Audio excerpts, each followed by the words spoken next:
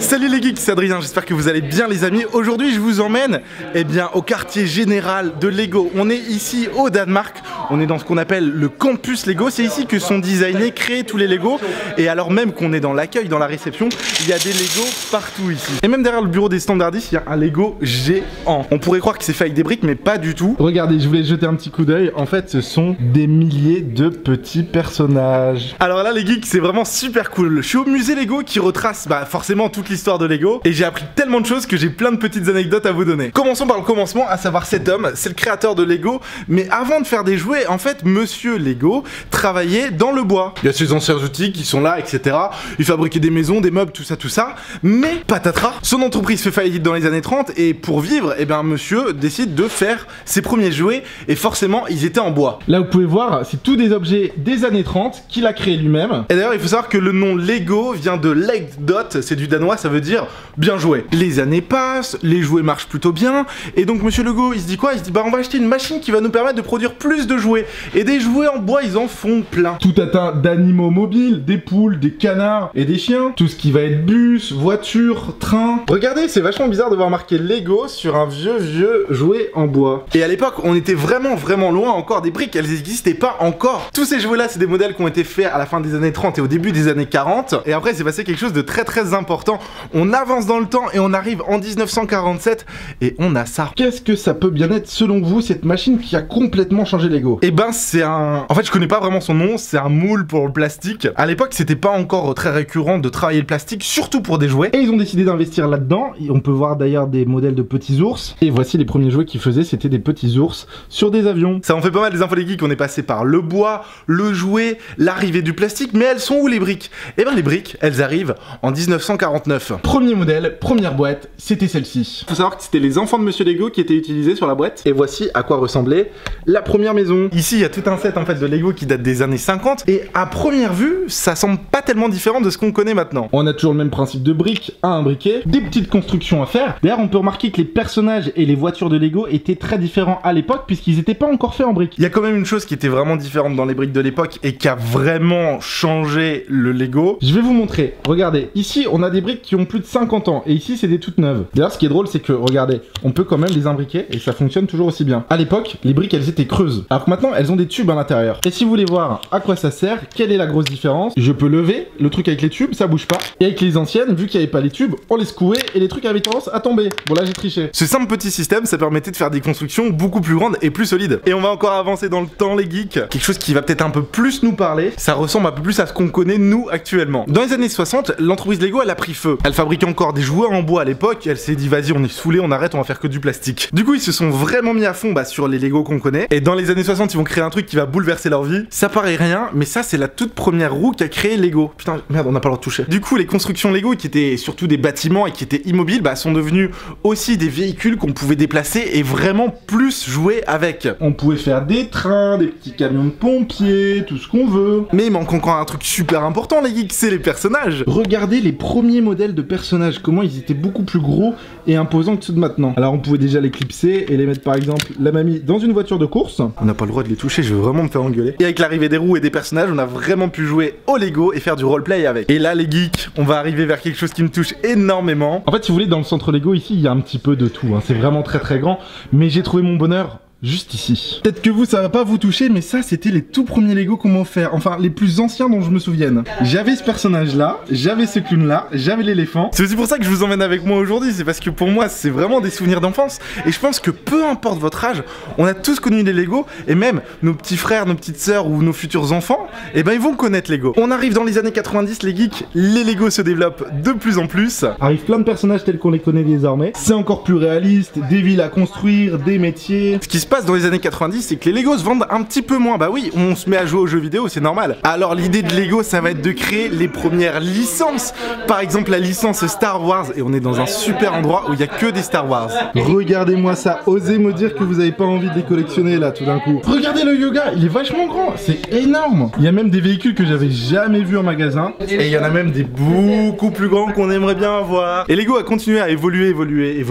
Ils ont fait plein d'autres modèles comme pour les petites filles. Allez, ça, je le montre juste pour rendre jalouse ma petite sœur. Il y a aussi des modèles beaucoup plus masculins. Et puis un truc que j'avais découvert il y a pas très longtemps dans un Lego Store, c'est ce qu'ils appellent la gamme architecte. C'est plein de super monuments à construire soi-même, forcément. Oh purée, je suis tombé sur les Harry Potter. Venez, on les vole. Ils ont trop poussé le concept chez Lego, regardez. Quand il y a un trou dans le pilier, on remet des Lego dessus. Non mais toujours plus. Elles sont énormes ces briques. Elles sont juste devant le centre Lego. Même leurs voitures chez Lego, elles sont géniales. Il y a des petits bonhommes et tout. J'arrive à l'hôtel Lego et il y a un petit bonhomme qui nous accueille. Ouh, il n'y a pas qu'un bonhomme qui nous accueille. Je pense qu'on va avoir pas mal de petites surprises dans cet hôtel Lego. Derrière le monsieur qui est là, il y a tout plein de figurines aussi. On les voit pas très bien, elles sont trop petites. On vient de me signaler qu'il y avait une loupe en fait, pour que d'ici on voit un petit peu mieux les Lego. Ah d'accord, et la loupe elle fait tout le parcours là, tout le petit vélo il fait le parcours, mais c'est génial. Même la clé qu'ils m'ont donnée pour ma chambre, il y a un Lego dessus. Je viens d'apprendre que dans l'hôtel il y avait différents thèmes en fonction de la chambre que tu prenais, et nous on est dans le thème des pirates. Et dans un instant les geeks, on va découvrir notre chambre. Ah ouais, ils ont carrément pas rigolé sur les pirates, dis donc. Toujours plus. Les tableaux Lego, la tête de mort, crâne aussi ici, avec un petit singe Lego ici. Il y a aussi des petites lampes à l'ancienne. Le sol est très original. Et ça, je suppose que ça doit être un lit. Oh, avec une carte. C'est pour les petits enfants ça. Et après quand ton gosse il est passage, allez hop, coucher. Franchement je m'éclate trop ici, il y a trop de choses à voir. Bon, je pense qu'on va visiter le reste de l'hôtel. Bon, il y a tellement de choses à voir ici, on va faire un petit florilège de ce que j'ai croisé de mieux dans l'hôtel Lego. Il y a des joueurs de basket plus grands que moi. Un chien en Lego. Une tête de sanglier. Et il y a même des dragons gigantesques. Des joueurs de maracas Lego. En plus ils jouent de la musique pour de vrai. Un tableau où on peut écrire ce qu'on veut. Alors celui-là franchement il est magnifique. Je pense qu'en vidéo vous avez un petit peu du mal à vous rendre compte de la taille, mais regardez, il est un peu plus petit que moi, il est vraiment immense pour une statue Lego. Le restaurant Lego il a l'air vraiment cool, et le monsieur qui tient la carte aussi. En me baladant, je suis tombé sur un autre thème de chambre, et là je vois qu'il y a une chambre qui est ouverte et qui doit être en travaux. Ça sent encore la peinture et tout, bon, j'ai pas le droit d'être là, mais franchement, elle est trop stylée cette chambre, elle est magnifique. Regardez ce que vous avez là comme truc de lit, waouh, c'est tout coloré et tout. Moi j'aime bien cette ambiance, il y a même des Lego au plafond. Bon, je me barre parce que franchement, j'ai pas demandé à être ici, et je crois que j'ai pas le droit. Dans l'hôtel, il y a un petit shop Lego tout petit, mais j'ai vu 2-3 trucs qui me donnent envie de craquer. Moi je redeviens un gros fan de Lego de ouf. Pour séduire une fille, t'as la rose Lego, une poivrière et une salière. Encore mieux, non, le mug. Des petits trucs à glace en forme de personnage ou de briques. Bon, bien sûr plein de boîtes. Et ça, c'est ça que je recherchais depuis longtemps. C'est juste des boîtes en forme de briques, elles sont vides, mais pour les rangements j'aime bien. Alors là on arrive dans un endroit un peu particulier, dans un hangar avec, que vois-je, une méga voiture. Ce qu'il faut savoir c'est que j'étais invité par Ford ici à Legoland à l'occasion de la sortie de cette voiture. Enfin, pas vraiment cette voiture en Lego. Elle est vraiment stylée. En fait ce qu'il faut savoir c'est que cette voiture elle a gagné en 2016 les 24 heures du Mans, et ils avaient aussi gagné Ford en 1966, et à cette occasion bah ils créent les voitures en jouet. Ah ouais, c'est lourd. Franchement, ils ont géré ou pas? Bien sûr que oui. Ah, c'est trop stylé. Regardez-moi ça, je tourne et c'est la même voiture. D'accord, et là t'as la voiture de 2016 et la voiture en noir de 66. Les geeks, c'est le dernier du futur, je suis en train de vous faire le montage.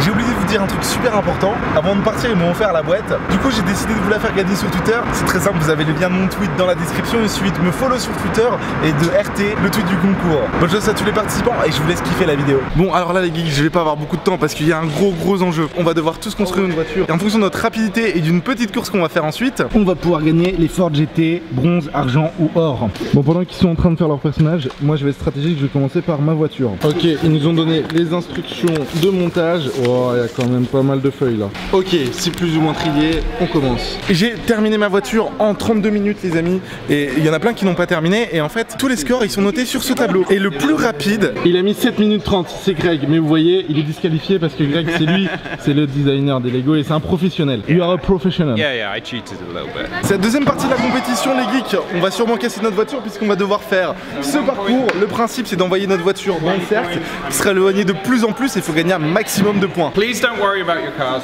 You will get others. Il dit t'inquiète pas pour ta voiture, je l'ai quand même mis une demi-heure, lui il met 7 minutes. Bon, premier essai facile. Ça va, ça passe. 10 points, here we go. Ouais, c'est bon, good. Un maximum. Je fais le coup à 20 points.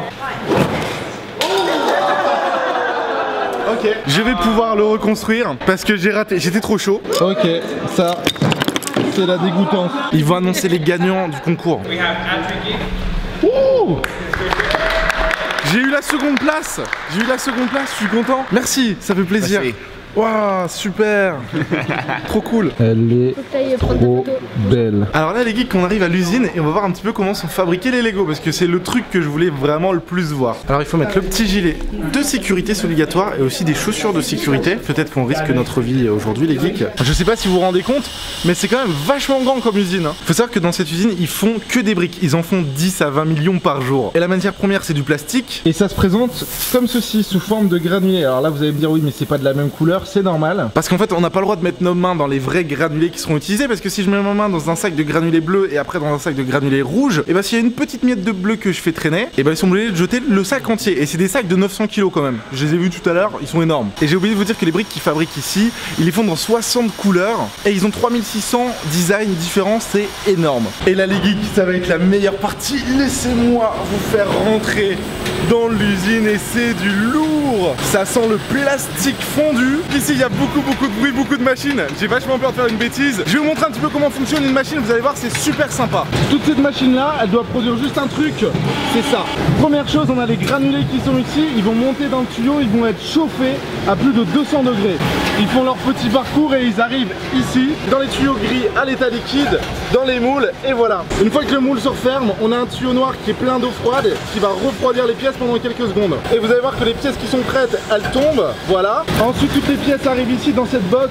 Et le plus hallucinant, c'est quand la boîte elle est pleine, et ben tout de suite automatiquement ça se change avec la boîte vide, et il y a un robot automatisé qui va tout seul apporter une nouvelle box vide. Et chose aussi importante à vous montrer, c'est que les déchets en fait qui servent pas, et ben ils sont remis ici, ils sont refondus et ils vont être réutilisés pour faire les autres éléments. Grosso modo, il n'y a aucune perte. Et donc ici on a des pièces blanches, un peu plus loin on a des pièces grises, ici on a toutes les couleurs. On a plus de 60 machines ici qui fabriquent des pièces et on est que dans un seul entrepôt. Donc je suis là, j'en profite pour vous dire les geeks que ça me fait super plaisir d'être là et ça me fait super plaisir de partager ça avec vous. Enfin, je trouve ça génial. J'espère que vous kiffez aussi, dites-le moi, laissez plein de likes, c'est trop cool. Bah, il y a une machine qui est complète, elle a une petite lumière. Du coup, juste ici, on a des boîtes vides qui arrivent. Oh putain, ça se déplace. Le truc il se déplace. Le robot il va apporter des nouvelles boîtes. Il me poursuit. Oh, je vais me faire écraser. Et là il avance et il va aller changer la box. Ok, là il prend la boîte qui est pleine. Merci bien, ça fait plaisir. Et il met la nouvelle boîte. On m'a dit que j'avais rien à craindre, qu'il allait s'arrêter juste avant moi. C'est bon, il s'est arrêté. Ce qui est vraiment énorme les geeks, c'est que pour ce gigantesque entrepôt, on a 64 machines. Et devinez combien on a de personnes qui travaillent. On en a 2. Tu ne passeras pas. Arrête-toi. Oui, j'ai gagné. Alors ça les geeks, c'est un moule et ça vaut très cher. En fait le moule, il vaut plus cher que la machine. Un moule comme ça vaut à peu près 50 000 €. La raison c'est que ça a besoin d'être hyper solide parce que la pression qu'ils exercent sur les pièces pour les modeler, elle est énorme. Du coup quand Lego a besoin de créer une nouvelle pièce, et ben ils la créent pas tout de suite en fait avec un moule. Ils font des prototypes avec de l'impression 3D, ce qui leur coûte forcément beaucoup moins cher. Et ça les geeks, c'est les tuyaux dans lesquels sont entreposés toutes les granulés en fait de plastique. Et par un ingénieux système de tuyaux, en fait ils vont arriver après dans l'usine. Dans l'usine, il y a 70 km de rails comme celui que vous voyez là. Et les box sont stockées ici. Mais regardez, c'est tellement grand, c'est tellement haut, c'est impressionnant. Et une fois que les briques sont terminées, du coup elles viennent ici. Elles restent ici pendant quelques mois. Et puis elles sont envoyées dans le monde en fonction des besoins. Oh, regardez. Wow. Qu'est-ce que tu es en train de faire toi? Ah, il a pris une petite box là. D'accord, et il va la déplacer je pense. Voilà, il s'en va. Ici, il n'y a aucun employé, tout est automatisé. Et moi je crois que c'est la fin de la visite les geeks et la fin de cette vidéo. J'espère vraiment que vous avez apprécié. C'est vraiment cool de constater voilà, que Lego ça avait été créé par une seule personne à la base et que maintenant c'est cette énorme entreprise qu'on a un petit peu visité ensemble. Moi j'ai adoré vous faire découvrir toutes ces choses. J'espère que vous aussi, c'est le cas, n'oubliez pas le petit like. Dites-moi dans les commentaires qu'est-ce que je pourrais vous faire visiter si j'avais d'autres opportunités. On peut se créer les opportunités aussi parfois. Moi je vais piquer la nourriture des employés de chez Lego et peut-être même quelques Lego, espérons-le. D'ailleurs les standardistes ils ont des collections de Lego sur leur PC, trop cool. On se retrouve très vite pour de nouvelles aventures et n'oubliez pas que si la vie est un jeu alors, amusez-vous bien les geeks. Ciao!